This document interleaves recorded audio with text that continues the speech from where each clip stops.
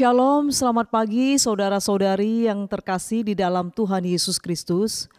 Apa kabar semuanya? Sebelum mendengarkan firman Tuhan, mari kita membaca kitab Mazmur pasal 107 ayat 1. Bersyukurlah kepada Tuhan sebab Ia baik, bahwasannya untuk selama-lamanya kasih setianya. Mari kita berdoa.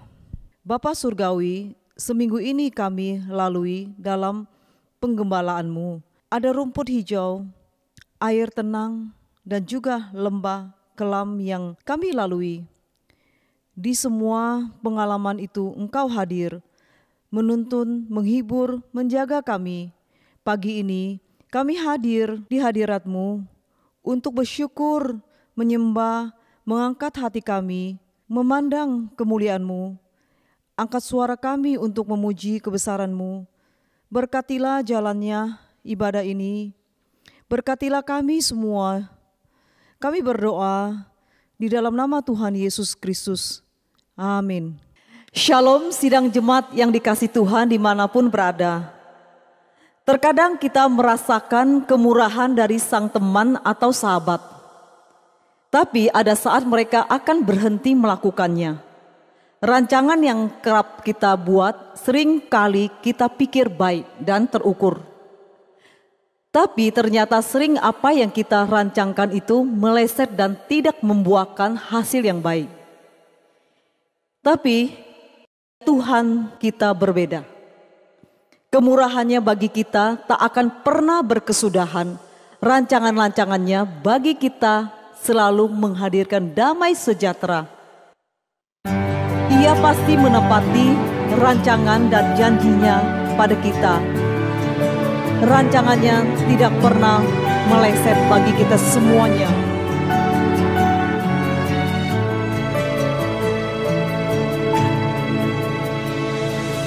Kau hiasi kehidupanku dengan kemurahan-Mu. Kau rancangkan masa depanku penuh dengan harapan.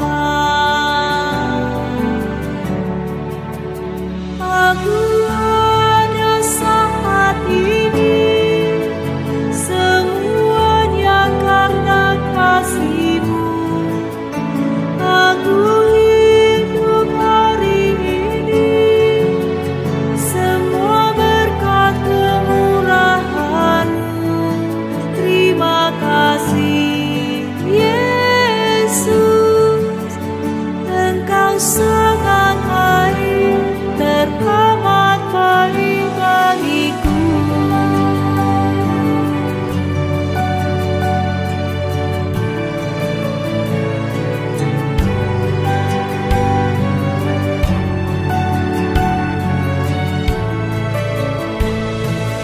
Kau hiasi kehidupanku dengan kemurahan-Mu.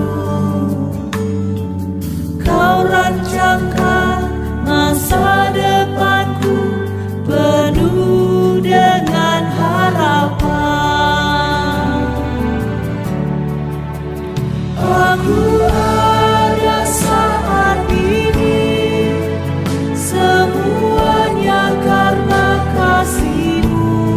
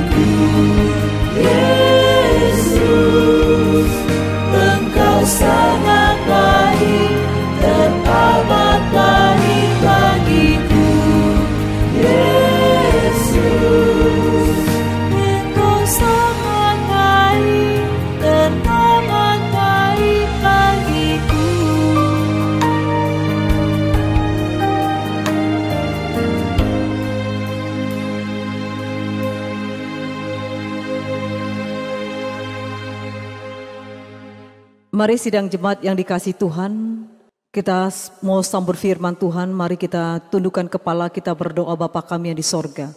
Bapa kami yang di sorga, dikuduskanlah namamu, datanglah kerajaanmu, jadilah kehendakmu di bumi seperti di sorga. Berikanlah kami pada hari ini makanan kami yang secukupnya, dan ampunilah kami akan kesalahan kami, seperti kami juga mengampuni orang yang bersalah kepada kami. Dan janganlah membawa kami ke dalam pencobaan, tetapi lepaskanlah kami daripada jahat, karena Engkau punya kerajaan dan kuasa dan kemuliaan sampai selama-lamanya. Amin. Mari kita membaca pengakuan iman rasuli. Aku percaya kepada Allah, Bapa yang Maha Kuasa, Kalib langit dan bumi, dan kepada Yesus Kristus anaknya yang tunggal Tuhan kita, yang dikandung dari Roh Kudus, lahir dari anak darah Maria, yang menderita sengsara di bawah pemerintahan Pontius Pilatus, disalibkan, mati dan dikuburkan, turun ke dalam kerajaan maut. Pada hari yang ketiga bangkit pula dari antara orang mati, naik ke surga, duduk di sebelah kanan Allah Bapa yang Maha Kuasa, dan dari sana ia akan datang untuk menghakimi orang yang hidup dan yang mati. Aku percaya kepada Roh Kudus, gereja yang kudus dan persekutuan orang kudus, pengampunan dosa, kebangkitan tubuh dan hidup yang kekal. Amin.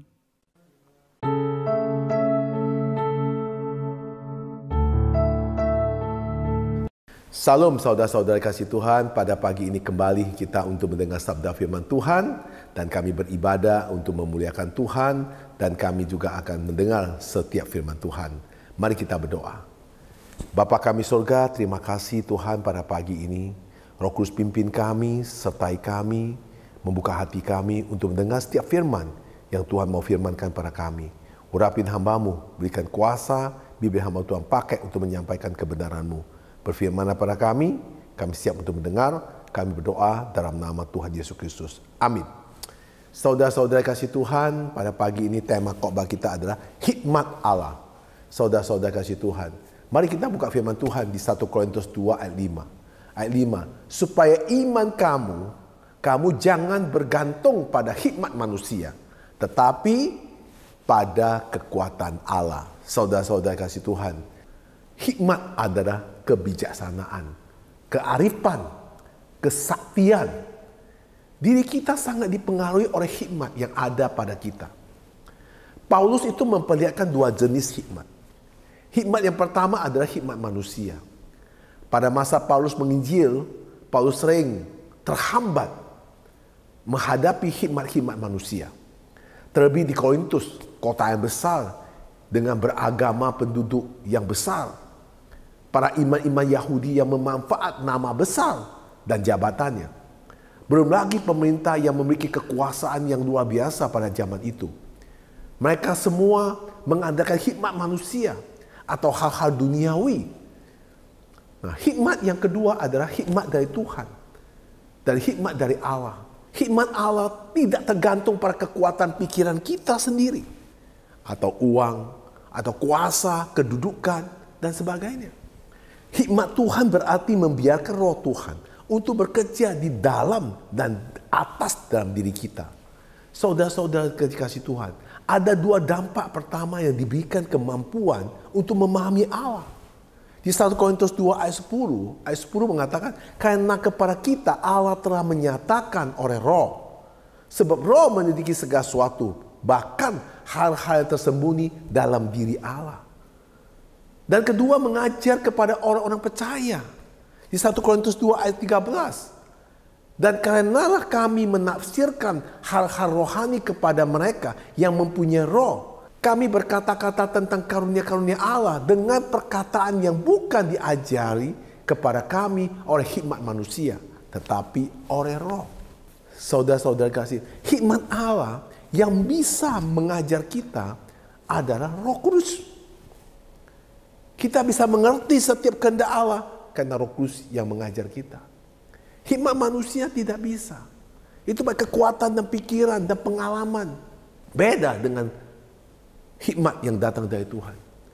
Saudara masih ingat cerita Salomo yang luar biasa, di mana ia mendapat tawaran dari Tuhan untuk meminta apa saja kepada Tuhan. Dan Tuhan memberikan kepada Salomo.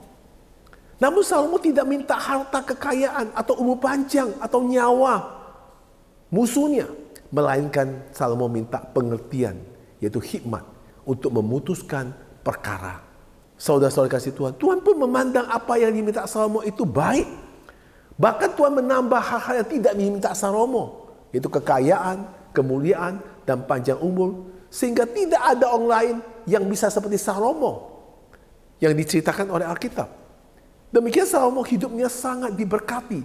Ia pun memerintah Israel dengan hikmat yang luar biasa. Sehingga bangsa-bangsa lain pun ingin melihat Raja Salomo yang memerintah dengan hikmat itu yang luar biasa. Permintaan Salomo ini dipastikan dilakukan oleh Salomo karena ia pun memiliki rasa takut akan Tuhan. Bukan karena ego atau keinginan sendiri. Salomo minta dengan rasa takut kepada Tuhan, bukan kepentingan diri sendiri. Salomo sadar bahwa Tuhanlah yang menunjukkan kasih setianya kepada bapaknya Daud. Dan Tuhanlah yang mengangkat menjadi Raja Israel. Salomo lah butuh pertolongan Tuhan untuk memimpin bangsa yang besar itu. Saudara-saudara kasih Tuhan, saya berikan satu ilustrasi.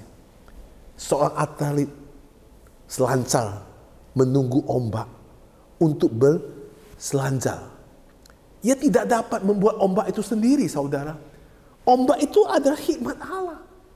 Dan atletik itu adalah kita yang bergerak di atas ombak itu. Nah saudara, ketika atletik itu mau selancar di dalam ombak, ombak itu bukan dia bikin, tapi Tuhan yang membuat ombak itu. Sehingga atlet itu bisa mendapat hikmat untuk memain selancar di atas ombak itu. Berapa banyak kita mencoba membantu Allah dengan hikmat dunia, yaitu dengan membuat ombak-ombak kita sendiri. Capek saudara. Kita nggak mampu untuk melakukan semua itu dengan kekuatan. Marilah saudara, kita bayangkan bahwa hikmat manusia dan hikmat Allah sangat jauh perbedaan antara langit dan bumi. Oleh karena itu kita harus memiliki hikmat yang bersumber dari Allah, membawa pemberitaan firman Tuhan. Bukan hikmat manusia terbatas sehingga kita tidak dapat memperoleh hikmat yang benar. Tanpa hikmat dan kebijaksanaan yang berdasarkan firman, maka kita akan bingung dalam menghadapi kenyataan hidup. Karena itulah kita butuh hikmat dari Tuhan. Kita perlu dapat bertumbuh dalam hikmat dan kebijaksanaan. Sekalipun kita mengerti doktrin dan firman Tuhan, namun kalau kita tidak berhikmat, maka kita tidak bisa hidup dalam otonomi, yaitu antara sekular dan spiritual, antara jasmani dan rohani. Sehingga kita sering dengan kata orang bahwa bisnis itu tidak bisa dicampur dengan hal-hal rohani. Demikian juga banyak yang mengerti doktrin atau firman Tuhan, namun kalau tidak punya hikmat, bisa mengalami kegagalan atau masih menggunakan cara pandang sendiri, menilai-nilai dunia ini. Contohnya memilih jodoh dengan pandang sendiri, dengan apa yang dia suka, bukan dari Tuhan. Jodoh itu harus dari Tuhan, karena saudara hidup sama dia seumur hidup. Saudara tidak tahu siapa sebenarnya pasangan saudara. Kalau bukan dari Tuhan, saudara akan menghadapi masalah besar dalam kehidupan saudara untuk dalam memiliki pasangan hidup yang tidak cocok dengan saudara. Karena awal semua bagus. Semua orang bagus awalnya.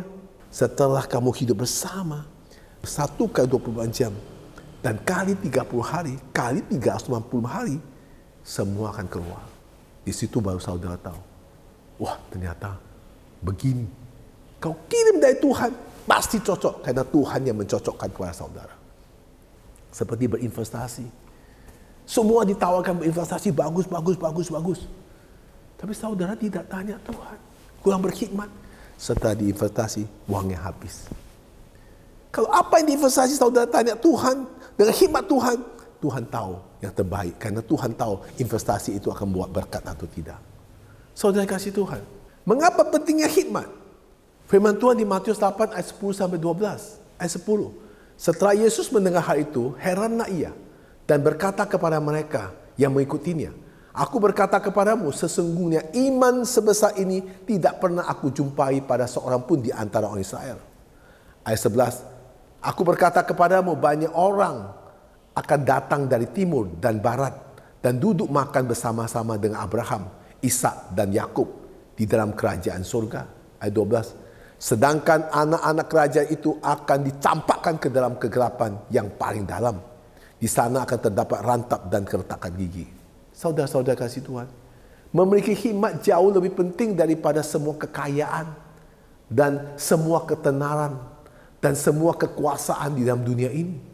Hikmat akan menolong kita menghadapi semua situasi atau musim kehidupan kita. Kita dapat mengerti semua dalam pergumulan kita. Ada banyak orang memiliki bakat, kecerdasan, karisma, kredibilitas yang baik dan kecantikan. Dan mereka tidak pergi kemana-mana atau bahkan hidup mereka berantakan. Tetapi ada orang yang tidak begitu bakat. Tingkat kecerdasan biasa-biasa aja. Tidak cantik, tidak tampan, tidak berkarisma. Tetapi dapat mengatur dan menghadapi semua situasi kehidupannya dengan sangat-sangat baik. Apa bedanya? Hikmat dan kebijaksanaan. Etika moral tidak sama dengan hikmat kebijaksanaan. Sering kita menyamakan hikmat itu dengan beretika atau bermoral, padahal hikmat itu lebih daripada itu. Tentu saja orang bijak atau orang berhikmat pasti hidupnya akan beretika dan bermoral yang baik. Tetapi sering kita hanya berhenti di etika dan moral saja. Padahal hikmat itu lebih daripada beretika dan moral daripada itu. Sebagai contoh, kalau kita kuliah di jurusan bisnis, pasti kita diajar etika bisnis dan memiliki etika dalam berbisnis.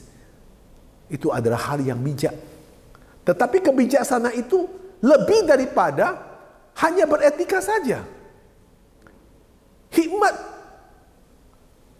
lebih dari sekedar pengetahuan teologi, visi, nilai-nilai etika moral, kepintaran, kebaikan, keluhuran. Untuk sebagian besar keputusan yang harus kita buat, nilai-nilai moral, apapun yang kita pikirkan, maka kadang itu tidak berlaku. Karena ada 3, 4, atau 5 hal yang berbeda yang merupakan pilihan. Dan semuanya diperbolehkan, di mana semua baik, luhur dan bermoral. Yang mana harus kita tempuh? Kita membutuhkan hikmat. Hikmat itu yaitu ketika kita bisa memutuskan, ya ini, tidak ini. Nah saudara, itu butuh hikmat. Contohnya misalnya kalau kita mungkin memutuskan benar-benar ingin membantu keluarga miskin, membantu orang keluar dari masalah ekonomi. Keinginan itu baik, benar dan mulia. Tapi kalau kita tidak melakukan dengan hikmat, maka kita pun malah menolong keluarga itu, tetapi bisa menjerumus keluarga itu ke dalam jurang. Meskipun mungkin kita melakukan dengan cara yang benar-benar etis, tetapi kalau melakukan tanpa hikmat Tuhan, maka kita bisa justru menjerumuskan dan tidak mendidik hidup keluarga itu dengan baik. Itu sebabnya kita butuh hikmat. Jadi tidaklah cukup menjadi orang yang memiliki visi. Tidak cukup menjadi orang yang berprinsip. Kita harus menjadi orang bijaksana. Sebab kalau tidak, kita bisa menghancurkan hidup kita sendiri dan kehidupan orang sekitar kita. Saudara kasih Tuhan, kita selalu membutuhkan hikmat kebijaksanaan menjalankan setiap aspek dalam kehidupan. Banyak keputusan yang harus kita buat dalam hidup ini. Untuk membuat keputusan yang baik, kita butuh informasi dan pengetahuan. Jika kita memiliki informasi dan memiliki pengetahuan, banyak membaca buku, menonton YouTube, maka mungkin kita dapat memilih keputusan-keputusan berdasarkan apa yang kita lihat. Apa arahan buku dan arahan YouTube. Contohnya membeli mobil berarah YouTube, membeli peralatan rumah berarah YouTube, membeli obat yang tepat berarah YouTube. Tetapi ada keputusan yang lain, itu menyangkut prinsip, keyakinan dan musim hidup kita di mana kita membutuhkan sesuatu yang lebih tinggi, informasi pengetahuan. Itu tidak ada YouTube, tidak ada di buku. Yaitu harus ada hikmat dari Allah. Saudara kasih Tuhan. Dan masih banyak keputusan-keputusan penting yang lain di mana kita sangat membutuhkan hikmat. Seperti tadi saya katakan, untuk berkarir, kita butuh hikmat. Untuk anak kita masuk sekolah, universitas, kita juga butuh hikmat. Apalagi anak kita butuh untuk pasang hidup, kita juga butuh hikmat. Contohnya, kita harus tinggal di mana? Apakah kita tinggal di daerah sini, kita butuh hikmat. Karena lingkungan bisa mempengaruhi hidup kita. Saya harus cari kerja apa yang saya harus cari? Pekerjaan apa yang cocok dengan saya? Kita butuh hikmat Tuhan. Saya harus pindah dari sini ke sana. Itu kita juga butuh hikmat dari Tuhan. Apakah saya harus lakukan atau tidak? Itu kita butuh hikmat dari Tuhan. Bagaimana saya menghadapi orang itu? Harus saya tegur dia? Atau saya diam saja? Itu kita butuh hikmat dari Tuhan. Haruskah saya ambil resiko? Atau saya harus aja bermain aman aja dalam segala situasi yang saya hadapi sekarang ini? Dan apa yang saya kerjakan sekarang ini? Kita butuh hikmat dari Tuhan. Saudara kasih Tuhan, apakah kita sadar bahwa keputusan yang salah dalam hal-hal seperti ini bisa menjadi masalah besar dalam hidup kita? Selain kita mengambil keputusan dari hikmat sebagai manusia, bukan hikmat dari Tuhan, maka kesalahan-kesalahan itu membuat masalah besar dalam hidup kita. Saudara, kita tidak bisa main-main dalam hidup ini. Apalagi saudara sudah berkeluarga, untuk memutuskan segala sesuatu dalam keluarga itu sangat penting. Bukan karena pengalaman saudara, bukan cerita orang, bukan apa yang saudara baca buku, tapi harus dari Tuhan. Jadi kecerdasan, kepintaran, informasi, pengetahuan tidak cukup. Maka kita butuh hikmat untuk ambil keputusan-keputusan. Apa yang saudara ambil keputusan menyangkut istri saudara. Apa yang saudara ambil keputusan menyangkut suami saudara. Apa yang saudara ambil menyangkut masa depan anak-anak saudara. Apa yang saudara ambil menyangkut diri saudara untuk ke depan bagaimana saudara. Ada nasihat untuk kita semua saat mengapa kita semua itu galau, pusing, resah, khawatir akan hidup kita. Karena kita ada dalam situasi yang berat, jalan buntu, sebuah dilema, sebuah pergumulan di mana kita tidak tahu apa yang harus kita lakukan, serta bagaimana kita harus bersikap dan membuat keputusan. Maka saudara, kita butuh bukan pengetahuan, bukan urapan, bukan uang, bukan informasi, tapi kita butuh hikmat. Kita harus mohon kepada Tuhan, berikan kami hikmat untuk mengambil keputusan. Apapun keputusan saudara, jika bukan dari Tuhan, semua itu akan sia-sia. Semua itu akan dampak, akan jadi masalah besar buat saudara. Jadi mintalah pada Tuhan. Maka hidup ini kita sangat membutuhkan hikmat dari Allah. Seperti Salomo, dia membutuhkan cuma satu, hikmat. Dia tidak butuh minta uang sama Tuhan, tidak minta umur panjang, tidak minta apapun, tapi dia minta hikmat.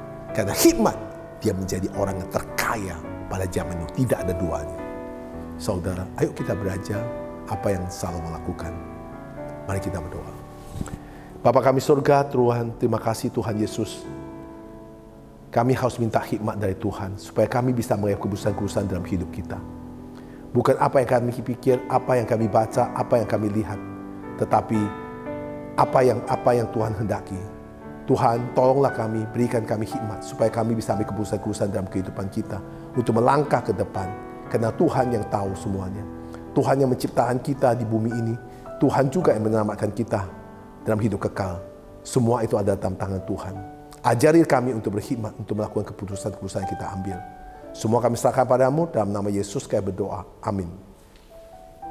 Saudara, dalam hidup ini kita butuh cuma satu, hikmat dari Allah. Bukan pengetahuan. Banyak orang yang pintar sekolah, yang pintar ngomong, tapi hidupnya berantakan.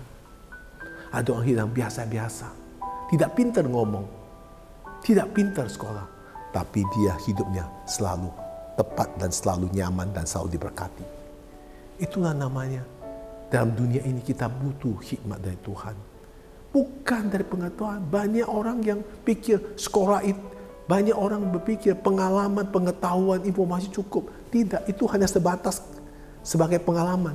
Tetapi keputusan untuk melangkah, kita butuh hikmat dari Allah.